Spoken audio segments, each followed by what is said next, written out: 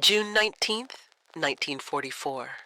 Task Force 58, Philippine Sea, the Fighter Direction Center. Radar operators tracked blips across phosphorescent screens as Japanese attack formations transformed into intercept vectors. Message from submarine USS Albacore. Enemy carrier force detected.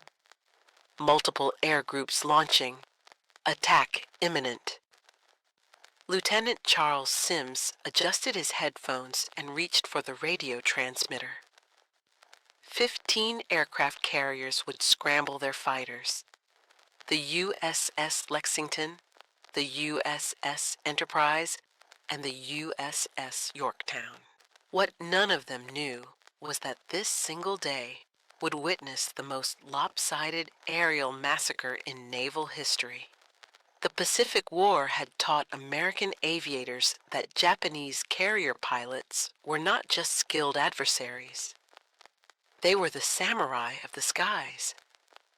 Destroy those pilots, and entire carrier groups would become floating targets. Admiral Jizaburo Ozawa's mobile fleet had assembled the largest carrier striking force Japan could muster.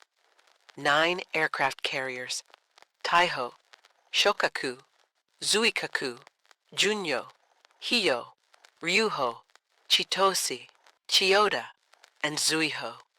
430 aircraft positioned to deliver a knockout blow against the American invasion of Saipan. The Imperial Japanese Navy's strategy assumed that land-based aircraft from Guam, Rota, and Tinian would supplement the carrier strikes. Combined with the mobile fleet's aircraft, over 500 planes would overwhelm American defenses. Admiral Soemu Toyoda, Commander-in-Chief of the combined fleet, had declared, "The fate of the Empire rests on this one battle." The Grumman F6F Hellcat sliced through Pacific thermals at 380 miles per hour. Her Pratt & Whitney R2800 double wasp engine generated 2,000 horsepower, propelling 12,598 pounds of armor and firepower through contested airspace. Commander David McCampbell stood in the ready room aboard USS Essex studying the tactical situation. His air group carried 104 pilots trained specifically to kill Japanese aircraft. 6 Browning .50 caliber machine guns per fighter, 400 rounds per gun, and mounted throughout the fuselage 212 pounds of cockpit armor that would prove decisive in the coming battle. The Hellcat represented American industrial engineering at its peak. Unlike the fragile Zero that sacrificed everything for maneuverability, the F6F prioritized survivability and firepower. Each of the 6 machine guns fired armor-piercing incendiary rounds at 850 rounds per minute. The ballistics were unforgiving. The Zero could outmaneuver the Hellcat in a turning fight. The Hellcat needed only 2 seconds of accurate fire to destroy any Japanese aircraft. Lieutenant Alexander Vraciu had studied those statistics during 8 months of combat. DePaul University graduate with a mind for deflection shooting and energy management, Vraciu understood that aerial combat was ultimately about altitude and speed. Kinetic energy determined survival. Target acquisition, deflection angles. The difference between victory and death often came down to split-second positioning and superior firepower. The American force assembled for this battle was staggering. 15 fleet carriers, 956 aircraft, including 475 Hellcat fighters. Task Force 58, under Vice Admiral Mark Mitcher, had become the most powerful naval striking force ever assembled. Against this armada, Ozawa could muster 430 carrier aircraft plus approximately 100 land-based planes, already outnumbered nearly 2-to-1 before the first shot was fired. Aboard the Japanese carrier Taiho, Vice Admiral Ozawa reviewed his battle plan. 430 aircraft organized into sequential attack waves. The first mobile fleet displaced 65,000 tons of carrier steel, powered by the finest engines Japanese shipyards could produce. Her air groups contained pilots who had trained for months in preparation for this decisive engagement. But the Japanese Navy's greatest weakness remained the same vulnerability that had plagued it since Midway: the inexperience of replacement pilots. Veterans of Pearl Harbor, the Indian Ocean raids, and the early carrier battles had been steadily attritioned. Their replacements averaged fewer than 200 flying hours compared to American pilots with over 500 hours of intensive training. The disparity went deeper than flight hours. American pilots received extensive gunnery training, carrier landing practice, and instrument flying instruction. Japanese replacement pilots often had never fired their guns before entering combat. Many had performed fewer than 10 carrier landings. Navigation training was minimal, relying on flight leaders to guide formations to targets. The American ships formed a defensive ring, a layered defense with destroyers on the perimeter, battleships in the middle ring, and carriers at the center. Each ship swept the sky with SK and SC radar systems. Fighter direction officers worked in air-conditioned compartments, their plotting boards tracking every contact within 150 miles. Radar operator First Class James Peterson had been tracking contacts for 14 months across the Pacific. His hands moved automatically across the radar controls as he adjusted the gain and sweep rate. The screen showed clear returns against minimal sea clutter. Weather conditions were ideal for radar detection. Clear skies, unlimited visibility, with no precipitation to create false returns. At 10 o'clock on June 19th, Peterson's scope erupted with contacts. Range 150 miles, bearing 260 degrees, altitude approximately 20,000 feet. He pressed the general quarters alarm and reached for the intercom. "Bridge! Radar! Large raid bearing 260, range 150 miles, Angels 20. On Ozawa's flagship, the attack coordinator had launched the first wave at 0830. 69 aircraft, 16 Zero fighters, 45 dive bombers, and 8 torpedo bombers. Launch time from deck to formation was 23 minutes. Time to target was estimated at 90 minutes, cruising at 180 knots to conserve fuel for the return flight. Fighter Director Lieutenant Joseph Eggert plotted the intercept geometry on his status board. Enemy speed estimated at 180 knots, course roughly 080 toward Task Force 58. Time to intercept approximately 35 minutes if Hellcats launched immediately. The precision of aerial interception depended on accurate vector calculations and fuel management. Admiral Mark Mitcher's response was immediate. "Launch all fighters. Vector 260, climb to Angels 25 inches. The first Hellcat launched at 10:23. Within 12 minutes, 140 F6F fighters were airborne and climbing toward the incoming raid. Each pilot had been briefed on Japanese tactics, aircraft recognition, and the critical importance of maintaining altitude advantage. The Hellcats climbed at 3,000 feet per minute, their powerful engines giving them a crucial edge in the race for altitude. Lieutenant Commander Charles Brewer led the 1st Division of Hellcats from USS Essex, 16 fighters in 4 plane divisions, climbing through 20,000 feet when radar operators called the bogies at 24,000 feet, 30 miles out and closing. Tally-ho! Bandits! 2 o'clock high! The sky erupted with twisting contrails as Hellcats dove on the Japanese formation. Brewer's first burst sent a Zero spiraling down in flames. His wingman destroyed a dive bomber with a deflection shot that removed its right wing. Within 90 seconds, 8 Japanese aircraft were falling toward the ocean.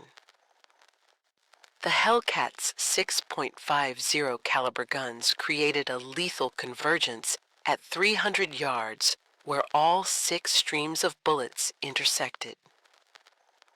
At that range, a 2-second burst delivered 170 rounds into a target area roughly 6 feet in diameter. Japanese aircraft, designed without self-sealing fuel tanks or armor protection, literally disintegrated under such concentrated firepower. Lieutenant Stanley Swede Vaitasa from USS Yorktown described the engagement. They came in perfect formation, like they were on parade. We hit them from above and behind. It was like shooting clay pigeons. They didn't even try to evade. By 11 o'clock, the first wave had been annihilated. 42 aircraft destroyed, 27 damaged, and forced to return. Only 12 Japanese aircraft penetrated to attack positions, and of those, 7 were destroyed by anti-aircraft fire from the battleship screen.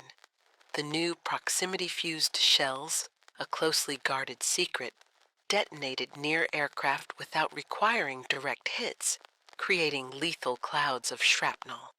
At 11:07, radar detected the second wave.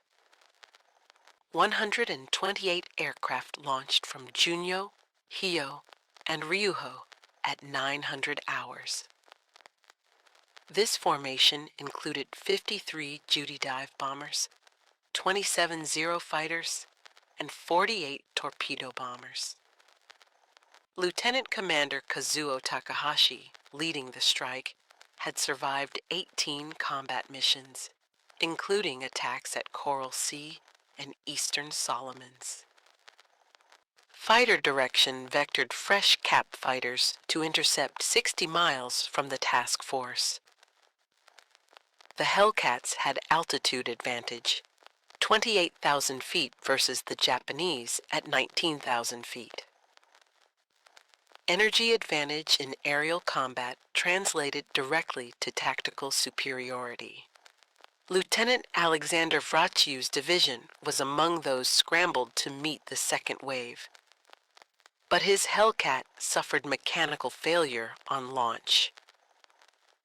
The supercharger stuck in low blower, limiting his speed to 300 miles per hour and climb rate to half normal.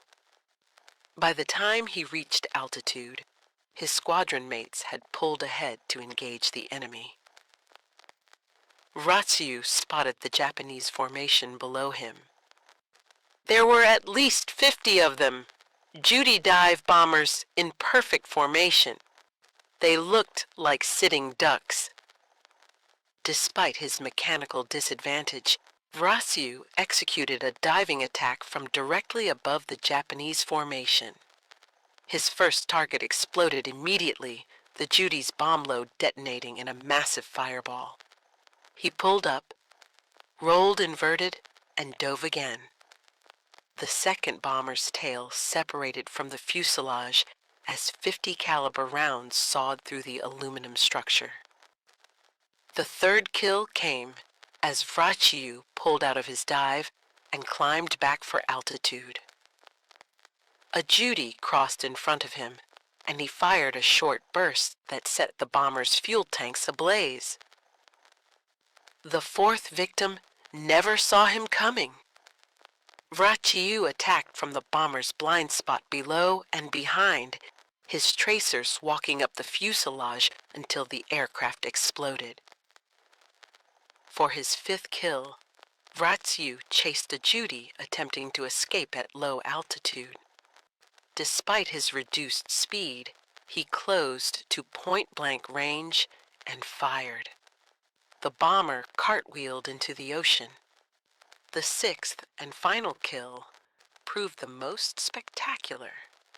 As Vraciu lined up his shot, the Judy's bomb load detonated from the heat of burning fuel, creating a fireball that Vraciu flew through.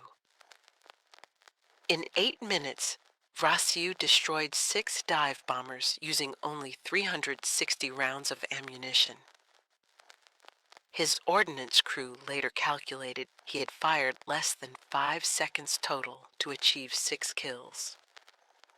When he landed aboard Lexington, he held up 6 fingers to the bridge where Admiral Mitcher watched.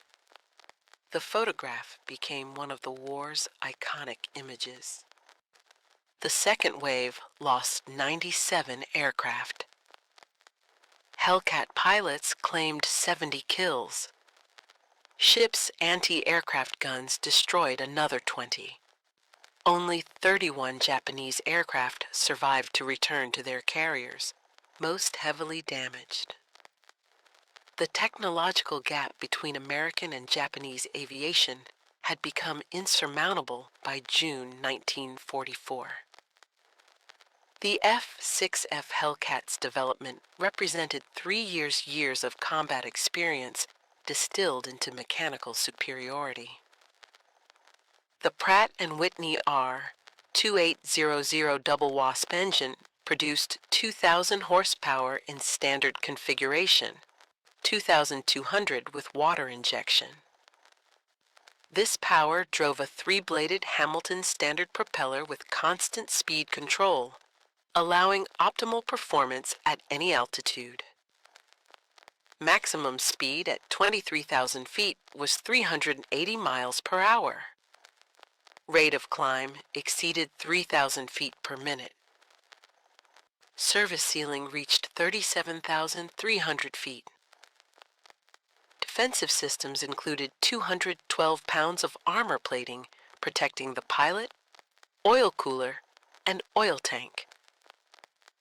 The windscreen consisted of 1.5-inch bulletproof glass capable of stopping 20-millimeter cannon rounds. Self-sealing fuel tanks prevented the catastrophic fires that plagued Japanese aircraft. Total fuel capacity was 250 gallons internal, with provision for a 150-gallon drop tank extending range to 1,530 miles. The fire control system represented American mass production at its finest. 6 Browning M 2.50 caliber machine guns, each firing at 850 rounds per minute with 400 rounds per gun. Total ammunition load was 2,400 rounds. The guns were harmonized to converge at 300 yards, creating a concentrated impact zone where a brief burst could destroy any aircraft. Comparative analysis revealed the stark disparity. The Mitsubishi A6M50 weighed 6,025 pounds loaded, half the Hellcat's weight. Maximum speed was 351 miles per hour, 30 miles per hour slower than the F6F. Most critically, the Zero carried no armor protection and no self-sealing fuel tanks. Its two 20-millimeter cannon carried only 60 rounds each, and the two 7.7-millimeter machine guns were ineffective against American armor.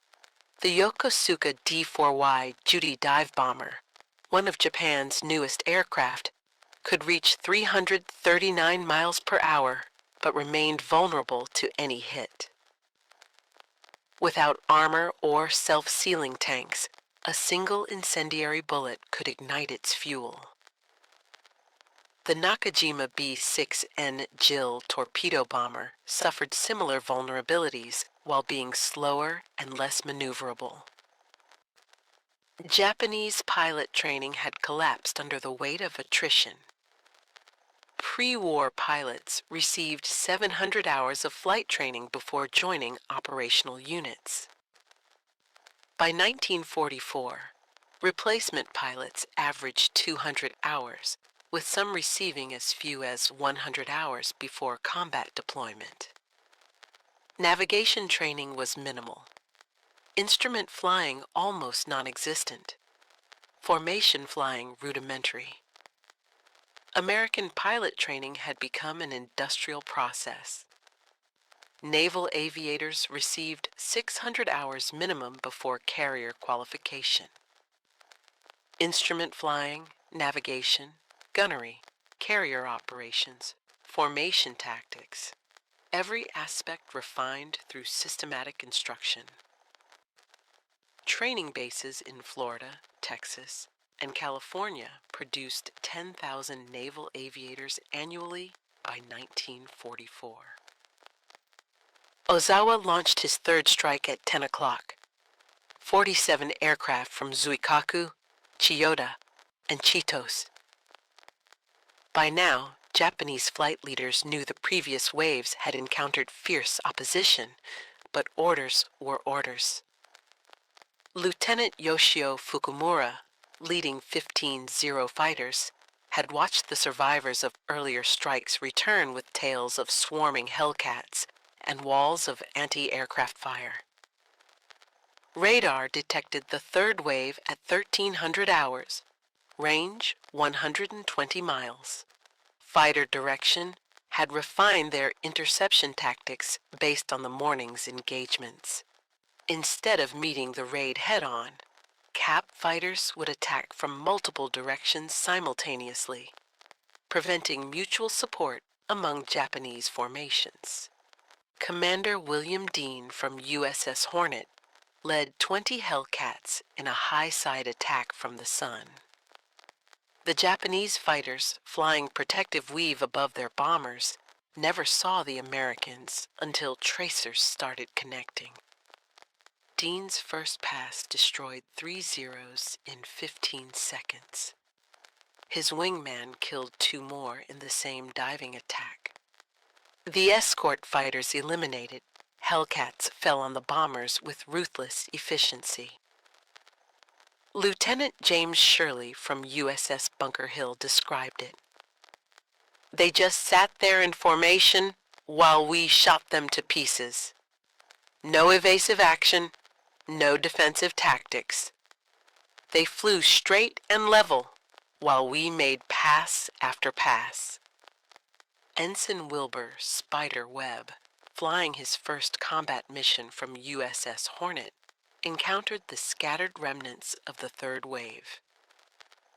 In his after-action report, he wrote, "I couldn't believe they just flew straight and level while I shot them down. After the third one exploded, I started feeling sorry for them. Then I remembered Pearl Harbor and kept shooting." Webb destroyed 6 aircraft in this single engagement, becoming an ace in a day on his first combat mission. 40 aircraft in the third wave. 7 survived to return to their carriers. Not a single Japanese aircraft reached attack position against American ships. The fourth and final wave launched at 11:30. 82 aircraft from the Japanese carrier division, including 30 Zero fighters, 36 dive bombers, and 16 torpedo bombers. This strike included many of the remaining experienced pilots, held in reserve for the decisive blow. but the strike became disorganized almost immediately. Navigation errors sent half the formation toward Guam instead of Task Force 58. Those that found the American fleet encountered a wall of fighters stacked from 10,000 to 30,000 feet. The Americans had perfected their defense, with fresh fighters constantly rotating through the combat zone.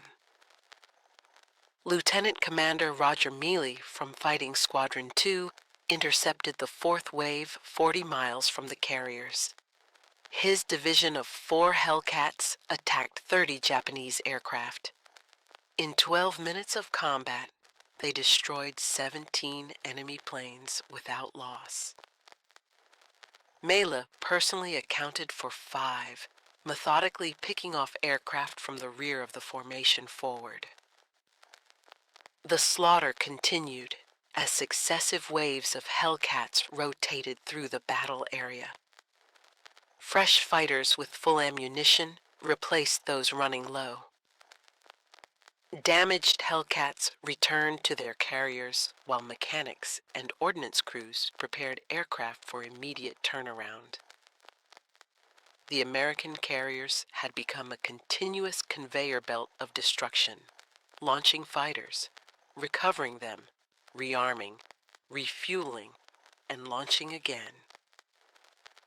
Commander David McCampbell, leading Essex's fighters, demonstrated tactical brilliance throughout the engagement. During the morning battles, he shot down 5 Judy dive bombers in his first sortie. After refueling and rearming, he launched again in the afternoon and destroyed 2 more Zeros over Guam, bringing his day's total to 7 victories. His leadership in positioning squadrons for maximum efficiency while managing fuel and ammunition reserves proved crucial to the defense's success. By 1430, the fourth wave had ceased to exist as a cohesive force. Scattered survivors fled individually toward their carriers or diverted to Guam. American Combat Air Patrol followed them, destroying stragglers across a 100-mile swath of ocean. While Hellcats dominated the air battle, American submarines delivered crushing underwater attacks against Ozawa's carriers. USS Albacore, commanded by Lieutenant Commander James Blanchard, had been trailing the Japanese fleet since dawn. At 9:05, Blanchard fired 6 torpedoes at the carrier Taiho, Ozawa's flagship. 1 torpedo struck the carrier's aviation fuel tanks. The damage seemed manageable initially, but volatile fuel vapors spread throughout the ship. At 14:32, a massive explosion tore Taiho apart. The newest and largest carrier in the Japanese fleet, commissioned just 3 months earlier, sank with 1,650 crew members. USS Kavala, on her maiden war patrol under Lieutenant Commander Herman Kostler, detected carrier Shokaku at 1100 hours.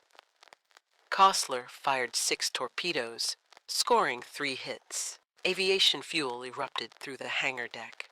Bomb magazines detonated in sympathetic explosions. Shokaku, veteran of Pearl Harbor, Coral Sea, and Santa Cruz, sank at 1400 hours with 1,272 men. In 4 hours, submarines had eliminated 2 fleet carriers totaling 60,000 tons. Combined with the aerial massacre, the Japanese Navy had suffered catastrophic and irreversible losses. By sunset on June 19th, the arithmetic of destruction was staggering. Japanese losses: 346 carrier aircraft destroyed, approximately 50 land-based aircraft from Guam and Rota eliminated. 2 fleet carriers sunk. More critically, over 400 pilots and aircrew killed, including most of the remaining experienced aviators. American losses: 29 aircraft in aerial combat and operational accidents. Most pilots were recovered. Total American casualties: 109 dead from all causes, including anti-aircraft accidents and operational losses. The kill ratio exceeded 15-1 in favor of American fighters. Individual pilots achieved remarkable scores. Lieutenant Alex Vraciu, 6 kills. Commander David McCampbell, 7 kills. Lieutenant William Dean, 5 kills. Ensign Wilbur Webb, 6 kills in his first combat mission. The human dimension behind these statistics was profound. Young American pilots, many in their early 20s, had systematically destroyed an entire generation of Japanese naval aviators. Lieutenant Junior Grade Charles Stimson from USS Cabot later reflected, "It wasn't really combat. It was execution. They came at us in waves, and we shot them down in waves. I felt like I was at a target range." Japanese pilot Saburo Sakai, observing from Iwo Jima, later wrote, "June 19, 1944, was the death of Japanese naval aviation. Our carefully rebuilt air groups, 2 years in training, were destroyed in a single day." The Americans had turned the sky into a slaughterhouse. Those who survived spoke of Hellcats everywhere. Above, below, behind. There was no escape. June 20th brought the final act. American search planes located Ozawa's retreating fleet 275 miles west of Task Force 58. Admiral Mitcher faced a critical decision: launch a strike at extreme range, knowing his pilots would return after dark, or let the Japanese escape. At 16:30, Mitcher gave the order: launch everything. 216 American aircraft launched in the fading light: 85 Hellcats, 77 dive bombers, and 54 torpedo bombers. They found the Japanese fleet at sunset, attacking through desperate anti-aircraft fire. The strike sank carrier Hio and 2 fleet oilers, while damaging carriers Zuikaku and Chiyoda, battleship Haruna, and cruiser Maya. Japanese combat air patrol, reduced to fewer than 35 operational fighters, could offer minimal resistance. Another 65 Japanese aircraft were destroyed in this twilight battle. The return flight became an epic of navigation and survival. Pilots flew through darkness with fuel gauges touching empty. Many had never attempted night carrier landings. Radio discipline broke down as desperate pilots called for bearings to any American ship. Admiral Mitcher made perhaps his most famous decision: turn on the lights. Every ship in Task Force 58 illuminated, searchlights pointed vertically, running lights blazing, flight decks outlined in lights. The risk of submarine attack was accepted to save American air crews. Destroyers fired star shells to mark the fleet's position. Cruisers turned on searchlights as beacons. The ocean lit up like a city, guiding exhausted pilots home. Aircraft landed on any available deck. Fuel-starved planes ditched alongside destroyers. Damaged aircraft crash-landed on carriers, their crews pushing them overboard to clear decks for others still airborne. 80 aircraft were lost to fuel exhaustion or deck crashes, but aggressive rescue operations saved most crews. Destroyers assigned as plane guards recovered pilots sometimes within minutes of ditching. Only 49 airmen from the returning strike force were lost, a remarkable achievement given the circumstances. The Battle of the Philippine Sea, christened the Great Marianas Turkey Shoot by victorious American pilots, marked the end of Japanese carrier aviation as an effective force. In 2 days, Japan lost approximately 480 carrier and land-based aircraft, 3 fleet carriers, and 2 oilers. The pilot losses were catastrophic. Over 445 aircrew killed, including most remaining veterans. Admiral Ozawa's Operation Eigo had assumed rough parity in pilot skill and aircraft performance. Instead, Japanese pilots encountered American aviators with superior training flying superior aircraft supported by superior radar and fighter direction. The technological and training gap had become unbridgeable. The Marianas fell to American forces within weeks. B-29 superfortresses based on Saipan, Tinian, and Guam would soon bring the Japanese homeland under sustained strategic bombardment. The November 1944 raids from these bases marked the beginning of the systematic destruction of Japanese cities and industry. Japanese naval aviation attempted one final operation at Leyte Gulf 4 months later, but could muster only 108 aircraft from 6 carriers. Most were shot down without achieving significant results. The carriers themselves were sacrificed as decoys, empty shells of their former power. After Leyte Gulf, Japanese carriers never again launched offensive operations. The Hellcat's dominance reflected American industrial capability and design philosophy. Grumman produced 12,275 F6F Hellcats in just over 2 years, with peak production reaching 600 aircraft per month. Each aircraft required 20,000 man-hours to construct, yet assembly lines achieved remarkable efficiency through standardization and minimal design changes. The basic F6F design remained essentially unchanged from 1943 to 1945. While Germany and Japan continuously modified their fighters seeking marginal performance improvements, America focused on mass production of a proven design. This philosophy extended throughout American aircraft production. Quantity with adequate quality defeated quality without quantity. Radar technology provided the decisive edge in fighter direction.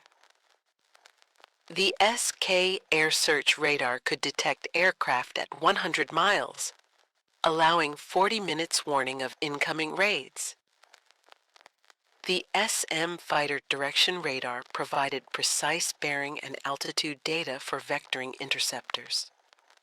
Combat information centers integrated radar data with radio communications, creating a real-time battle management system decades ahead of its time. The proximity fuse, one of the war's most closely guarded secrets, revolutionized anti-aircraft defense. These shells detonated automatically when passing near aircraft, eliminating the need for precise altitude settings. The resulting lethality forced Japanese aircraft to attack from higher altitudes, reducing their accuracy. American logistics sustained continuous operations at unprecedented tempo.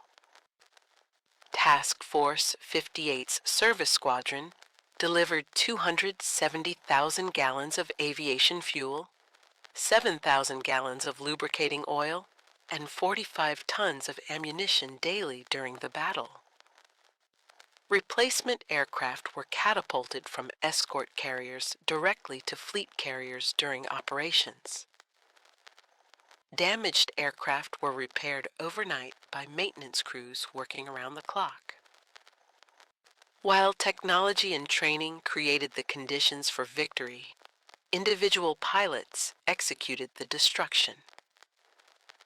Their stories reveal the human dimension behind the statistics. Lieutenant Junior Grade Milton Carruthers from USS Bunker Hill achieved 5 kills despite having his hydraulic system shot out by a Japanese rear gunner. Unable to lower his landing gear normally, he cranked them down manually while flying with his knees, then landed successfully on the carrier. His plane captain counted 47 holes in the Hellcat's fuselage and wings. Ensign Robert Duncan from USS Princeton was separated from his division during the second wave interception. Flying alone, he encountered 12 Japanese bombers without escort. In a running battle lasting 15 minutes, Duncan destroyed 4 bombers before running out of ammunition. He then used his aircraft to force another bomber to crash into the ocean, achieving 5 kills without firing his last shots. Lieutenant Commander George Duncan, no relation to Robert, from USS Monterey, led a division that intercepted 40 Japanese aircraft. Outnumbered 10-1, Duncan's 4 Hellcats destroyed 19 enemy planes in 8 minutes. Duncan personally accounted for 6, using disciplined fire control to maximize his ammunition. His wingman, Lieutenant Junior Grade John Strain, destroyed 5 more. The coordination between pilots demonstrated American tactical superiority. Divisions maintained mutual support while engaging multiple targets. Wingmen protected leaders during attacks. Damaged aircraft were escorted home by teammates. This disciplined teamwork contrasted sharply with the increasingly desperate individual efforts of Japanese pilots. For Japanese aviators, June 19th was apocalyptic. Pilot Officer Yoshijiro Shirahama, one of 15 survivors from carrier Zuikaku's air group, later testified, "We knew we were flying to our deaths when we saw the wall of Hellcats waiting for us. The sky was filled with tracers. Planes exploded everywhere. I saw at least 20 of our aircraft destroyed in less than a minute." Lieutenant Commander Akira Tarui, leading torpedo bombers from Chiyoda, watched his entire squadron annihilated. The Americans attacked from above, below, and both sides simultaneously. We had no chance to maneuver or counterattack. My gunner was killed in the first pass. My controls were shot away in the second. I crashed into the sea and spent 6 hours in the water before a destroyer found me. The few experienced pilots understood their situation was hopeless. Lieutenant Sadamu Komachi, an ace with 12 victories, survived by immediately jettisoning his bombs and fleeing at wave-top height. He later wrote, "The young pilots followed their training and maintained formation while being slaughtered. Those of us who survived did so by abandoning all tactical doctrine and running for our lives." The psychological impact was devastating. Ensign Takeo Miyazawa, who returned to Carrier Junyo with his aircraft riddled with bullets, reported, "The Americans were everywhere. As soon as we engaged one group of Hellcats, another group attacked from a different direction. Our formations dissolved into chaos. Pilots were screaming on the radio. I saw at least 30 of our planes going down in flames simultaneously. Admiral Mark Mitcher's leadership proved decisive throughout the battle. His decision to launch everything available against the incoming raids rather than maintaining reserves maximized defensive firepower when it mattered most. His controversial choice to illuminate the fleet for returning pilots demonstrated moral courage, risking submarine attack to save his air crews. Mitcher's fighter direction officers coordinated the most complex aerial defense in naval history. Managing over 450 fighters simultaneously required precise coordination between radar operators, fighter directors, and squadron commanders. The system worked flawlessly, vectoring fighters to optimal intercept positions while managing fuel states and ammunition loads. Admiral Raymond Spruance, commanding Fifth Fleet, faced criticism for not pursuing Ozawa's fleet more aggressively. However, his primary mission was protecting the Saipan invasion force. His cautious approach prevented any possibility of a Japanese end run against the vulnerable transports and supply ships. The 50,000 troops ashore on Saipan depended on continuous supply from the invasion fleet. Admiral Ozawa, despite the catastrophic losses, conducted a skilled withdrawal under terrible conditions. His decision to transfer his flag from the sinking Taiho to cruiser Haguro, then to carrier Zuikaku, maintained command continuity. His after-action report honestly assessed the disaster. The enemy's fighter direction and pilot quality exceeded all estimates. Our aircrew training was inadequate for this level of combat. Behind the fighter pilots, thousands of sailors sustained the aerial defense. Plane handlers moved aircraft on crowded flight decks with choreographed precision. Ordnance men loaded millions of rounds of ammunition. Mechanics repaired battle damage between sorties. Landing signal officers guided damaged aircraft aboard despite hydraulic failures, wounded pilots, and fuel exhaustion.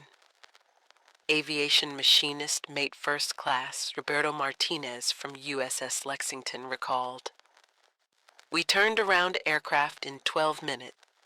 Refuel, rearm, check the engine, patch bullet holes with fabric and dope, and launch again." We worked 20 hours straight during the battle. Nobody complained. We knew our pilots were counting on us. The ammunition expenditure was staggering. Task Force 58 fired over 2.4 million rounds of .50 caliber ammunition on June 19th alone. Ordnance crews loaded 15,000 rounds per hour at peak tempo. Belt after belt of ammunition moved from magazines to aircraft, a continuous flow that never stopped during daylight hours.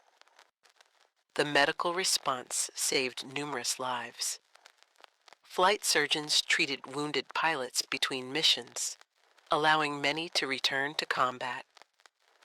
Pharmacist mate second class James Thompson from USS Enterprise performed emergency surgery on a pilot whose foot was nearly severed by cannon fire. The pilot flew again 3 weeks later with a prosthetic attachment on his rudder pedal. Rescue operations achieved remarkable success. Destroyers assigned as plane guards recovered pilots sometimes within minutes of ditching. Submarines on lifeguard stations saved aviators hundreds of miles from the task force. OS-2. U-Kingfisher float planes launched from battleships and cruisers rescued pilots from inside Japanese-controlled waters. American codebreakers had provided strategic warning of Japanese intentions weeks before the battle. The decoded Japanese naval messages revealed Ozawa's basic plan, order of battle, and approximate timing. This intelligence allowed Spruance to position his forces optimally and prepare for the expected attack patterns. The capture of the Z-plan documents from Admiral Koga's crashed aircraft in March 1944 had given American planners detailed insight into Japanese strategic thinking. Every aspect of Operation Ago was anticipated and countered before the first aircraft launched. Radio intelligence units aboard carriers intercepted and translated Japanese tactical communications in real time. Lieutenant Charles Sims, a Japanese language specialist aboard USS Lexington, monitored enemy pilot conversations throughout the battle. His translations provided immediate tactical intelligence on Japanese formations, targets, and damage assessments. One intercepted transmission revealed the depth of Japanese despair. A squadron leader called out, "This is impossible! They know where we are before we see them. It's not fighting, it's murder." Sims translated this in real time, boosting American morale while confirming the effectiveness of fighter direction. The intelligence advantage extended to technical knowledge. Captured Zero fighters had been thoroughly analyzed, revealing every strength and weakness. American pilots knew exact turning radii, climb rates, and vulnerable points. Training programs incorporated this knowledge, teaching pilots precisely how to fight Japanese aircraft. The Marianas Turkey Shoot fundamentally altered the Pacific War's trajectory. Japanese carriers would never again launch significant offensive operations. The Imperial Navy's carefully rebuilt air groups, 2 years in training, had been eliminated in 8 hours of combat. Production statistics illustrated Japan's impossible position. American factories produced 36,000 combat aircraft in 1944. Japan manufactured 13,000, most of inferior quality using substitute materials due to resource shortages. American pilot training programs graduated 65,000 aviators in 1944. Japan trained fewer than 5,000, most with minimal flight hours. The technological gap continued widening. America introduced improved fighters like the F-4U-4 Corsair and F-8F Bearcat. Radar systems improved monthly. Proximity-fused anti-aircraft shells made attacking American ships virtually suicidal. Japan had no response except the desperate kamikaze tactics adopted 3 months later at Leyte Gulf. Strategic bombing from the captured Marianas began in November 1944. B-29s flying from Saipan and Tinian systematically destroyed Japanese cities and industry. The March 1945 firebombing of Tokyo killed more people than either atomic bomb. The atomic bombs that ended the war flew from Tinian's North Field, built on an island captured because Japanese naval aviation could not stop the American invasion. The institutional knowledge lost with Japan's veteran pilots could never be replaced. Flight instructors were pulled from training units to fill combat squadrons, further degrading training quality. By war's end, Japanese pilots averaged less than 40 hours flight time before entering combat. Many never successfully landed on a carrier. The battle validated American training doctrine emphasizing deflection shooting, energy management, and mutual support. The thatch weave and similar tactical innovations proved superior to Japanese emphasis on individual combat and aerobatic skill. Team tactics defeated individual prowess consistently. Aircraft design philosophy was vindicated completely. The Hellcat's emphasis on pilot protection, firepower, and structural strength proved correct. The Zero's design philosophy, sacrificing everything for maneuverability, had become obsolete. Modern air combat rewarded survivability and firepower over agility. Fighter direction emerged as the crucial multiplier. Centralized control maximized defensive efficiency while minimizing losses. Radar-guided interception allowed defenders to always achieve favorable positioning. The Japanese, lacking comparable systems, flew blind into prepared killing zones.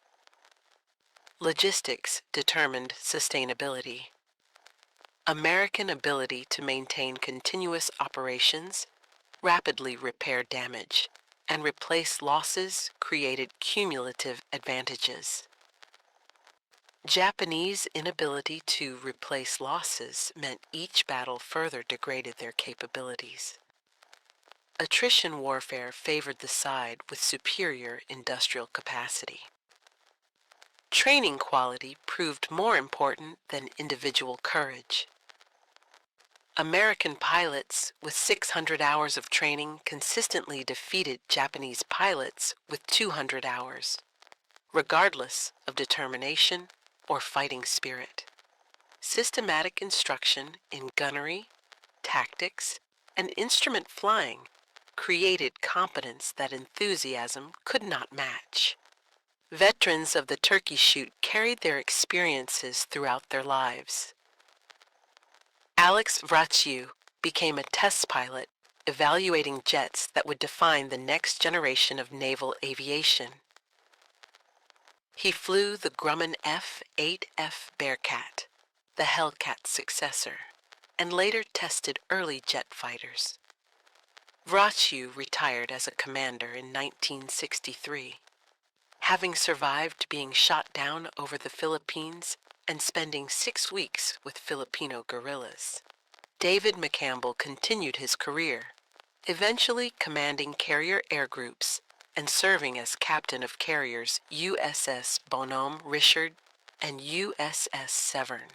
He retired as a captain in 1964, the Navy's all-time leading ace with 34 victories. McCampbell received the Medal of Honor for his actions on June 19th and October 24th, 1944. Many pilots became airline captains, flying the same Pacific routes they had fought to secure. The transition from military to civilian aviation was natural for men trained to fly long distances over water. Their combat experience made them exceptionally capable pilots who could handle any emergency. Japanese survivors faced different futures. Some became Buddhist monks, seeking spiritual reconciliation with their wartime experiences. Others worked in Japan's post-war aviation industry, applying hard-learned lessons to civilian aircraft design. A few wrote memoirs, preserving the perspective of the defeated. The psychological impact lasted decades. American pilots spoke of recurring dreams where Japanese aircraft kept coming in endless waves. Japanese survivors described nightmares of Hellcats attacking from every direction. Both sides carried invisible wounds that time never fully healed. Reunions brought former enemies together in later years. At a 1984 gathering, Alex Vraciu met Sadamu Komachi, one of the few Japanese survivors from June 19th. Komachi told Vraciu, "You were doing your duty, as was I. I'm glad we both survived to become friends." They corresponded until Komachi's death in 2001. The battle's legacy endures in multiple forms.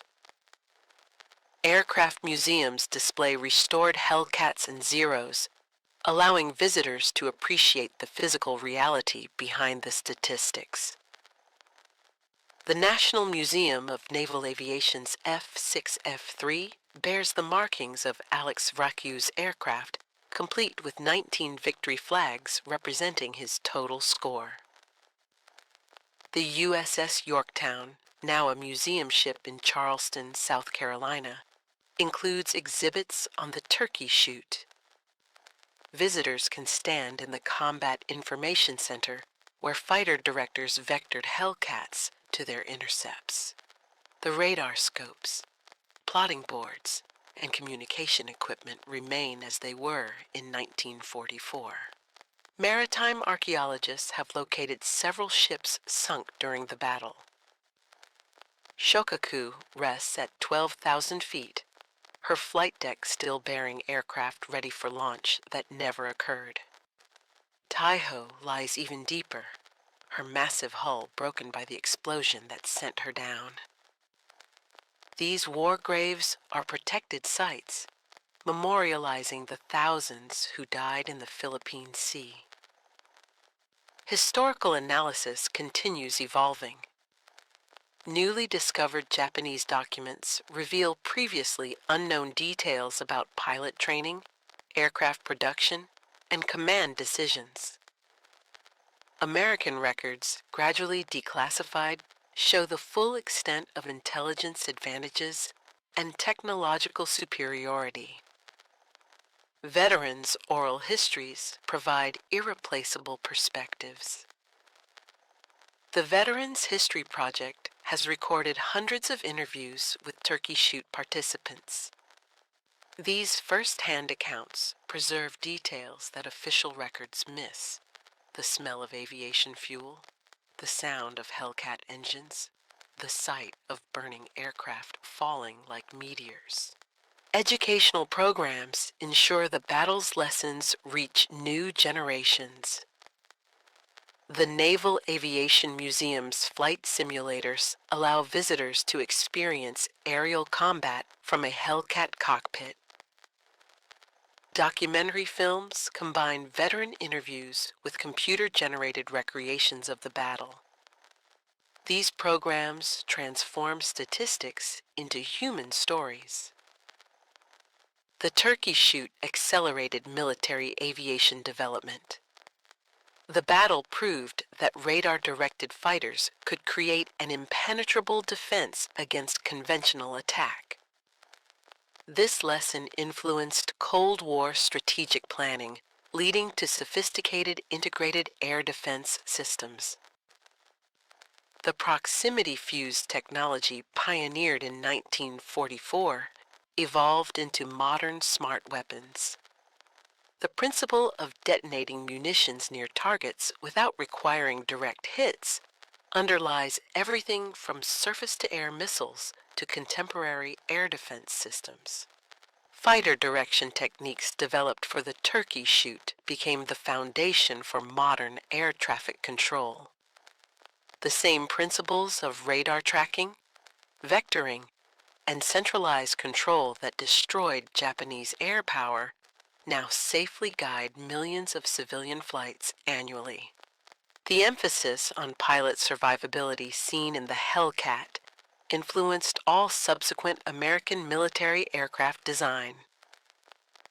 Every modern American fighter incorporates extensive armor, redundant systems, and escape mechanisms that trace their heritage to lessons learned in the Pacific.